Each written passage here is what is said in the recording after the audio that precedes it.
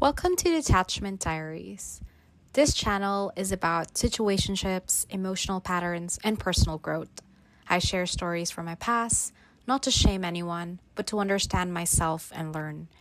If you relate to patterns of attachment, ambiguity, or emotional cycles, you're in the right place.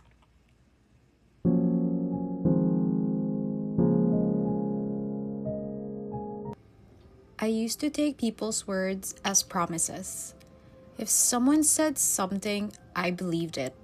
Not because I was naive, but because that's how I operate. If I say I'll do something, I do it. If I say I miss you, I mean it. If I say I want to see you, I make it happen.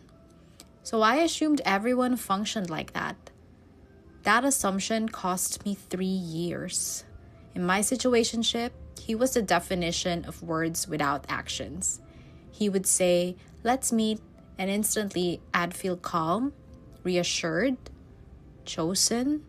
Then I'd ask, "Okay, when?" And he'd say, "I'll let you know."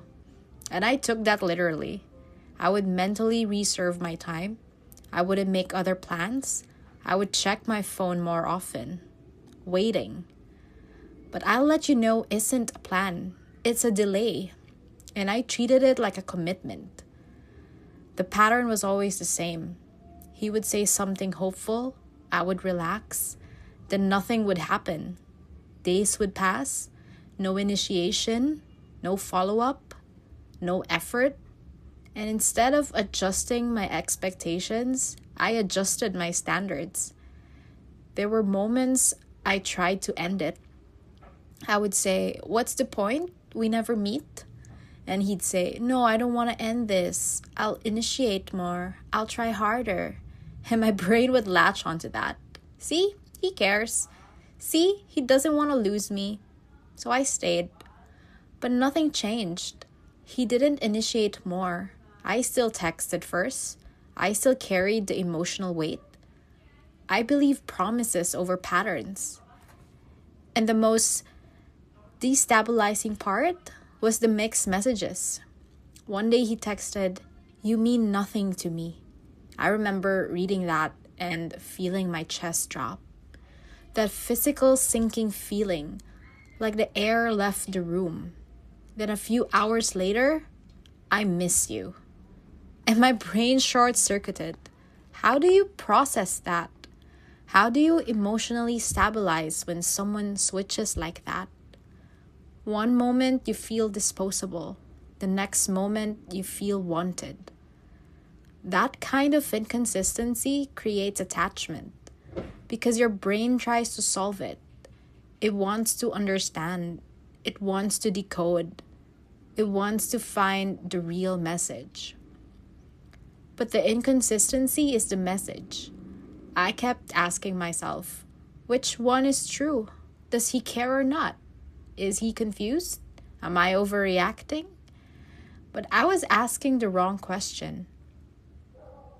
The real question was, does his behavior reflect someone who values me? And the answer was no. Here's what I realized much later. When words and actions didn't match, I chose the words. Because words gave me hope. Actions gave me truth. And truth would have forced me to leave. Hope allowed me to stay. I wasn't stupid. I was optimistic. And I was projecting. Because I mean what I say. I assumed he did too. But not everyone speaks from integrity. Some people speak from emotion in the moment. Some speak from convenience. Some speak to keep access to you. Some speak to avoid conflict. Words are cheap. Effort is expensive. And I kept investing in someone who wasn't spending anything. Another thing I had to admit, confusion kept me attached. If he had clearly said, "I don't care about you," and acted consistently distant, it would have hurt, but it would have been clean. But the push and pull, the degrade and praise, the "you mean nothing" followed by "I miss you." That created emotional whiplash. And whiplash feels intense. And sometimes we confuse intensity with depth. When someone is consistent, it feels calm.